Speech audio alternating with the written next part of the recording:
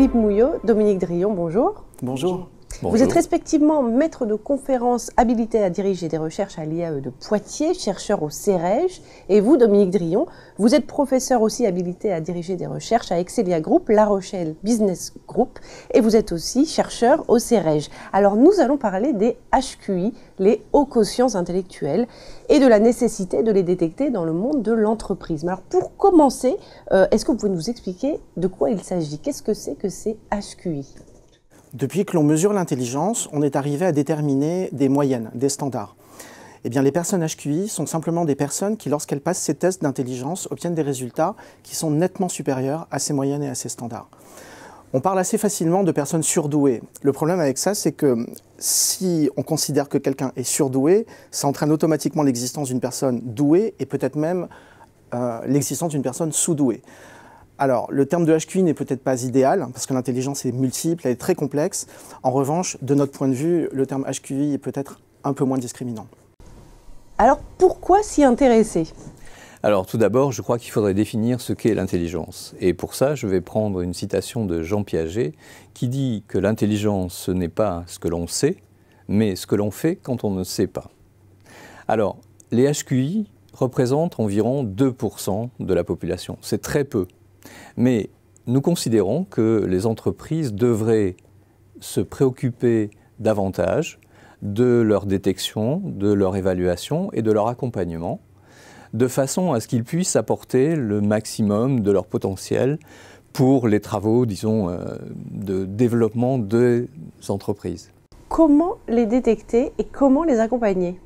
Alors vous avez tout à fait raison, il est très important de les accompagner, mais pour les accompagner correctement, il faut commencer par les comprendre, et pour les comprendre, il faut d'abord les identifier. Le meilleur moyen, c'est évidemment de passer des tests auprès des psychologues. En revanche, il existe quelques indicateurs qui peuvent vous donner des informations qui vous permettent de suspecter la présence d'un HQI face à vous. Alors quels sont-ils ? Alors le premier indicateur, c'est leur hypersensibilité. Ce sont de véritables éponges émotionnelles, elles captent absolument tout. Au point d'être capable de terminer vos phrases ou bien de ressentir ce que vous ressentez avant même que vous ne soyez en mesure de l'exprimer. Le deuxième indicateur, ce sont les fulgurances intellectuelles. Face à un problème complexe, ils vont trouver des solutions incroyables extrêmement rapidement. Et le troisième indicateur est en lien avec le deuxième, c'est-à-dire que face à un problème simple, souvent ils seront embutés, ils vont bloquer parce qu'ils vont chercher la complexité. Et comme elle n'existe pas, ils vont chercher quelque chose qui n'existe pas et donc ils vont tourner en rond. Ce qui a surtout d'intéressant, c'est d'observer les chemins cognitifs qu'ils prennent. Ils sont très créatifs, très innovants dans les solutions qu'ils apportent. Un exemple simple, si vous demandez autour de vous combien font 2 et 2, la plupart du temps, les gens vous répondront 4. En revanche, si vous avez un HQI en face de vous, il est probable qu'il vous répondra 2 et 2, ça fait 22. Qui a raison, qui a tort? Je vous laisse en débattre. Et alors justement, où est-ce que vous en êtes dans vos recherches actuellement sur ce sujet ? Alors, au sein d'Excelia Group, du CEREJ et de l'IAE de Poitiers, nous développons cet axe de recherche sur les intelligences parce que nous pensons que c'est préférable pour les entreprises d'accompagner leur développement. Leurs résultats peuvent être nettement améliorés si on a une meilleure détection des HQI.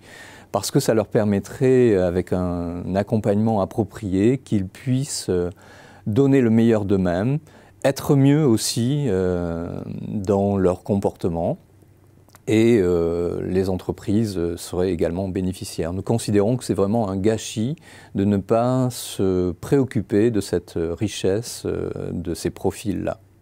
Il faut donc y remédier. Merci beaucoup Dominique Drillon, Philippe Mouillot pour cet éclairage sur les hauts quotients intellectuels.